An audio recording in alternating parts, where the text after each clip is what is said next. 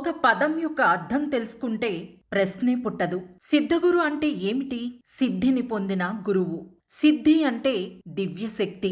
అందులో అత్యున్నతమైనది శక్తిపాత సిద్ధి. శక్తిపాత సిద్ధి అంటే టెక్నిక్ కాదు, సాధన కాదు, ఆత్మ సాక్షాత్కారం పొందిన వారికి మాత్రమే కలిగే దివ్య శక్తి. సహస్రారం తెరుచుకున్నప్పుడు విశ్వశక్తి ప్రవహిస్తుంది.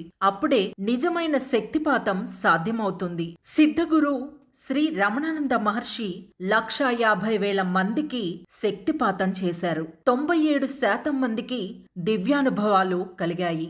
భక్తులలో కుండలిని జాగృతి కలిగింది. గురువుల దర్శనం పొందారు. క్షణాలలో రోగ నివారణ పొందారు.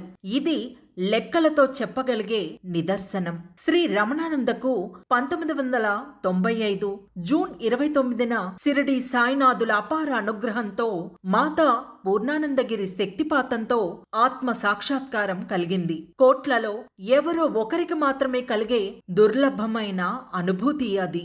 మాతా శ్రీ పూర్ణానందగిరి సద్గురువు స్వయంగా 2001లో రాజర్షి శ్రీ రమణానంద స్వామిగా నామకరణం చేశారు.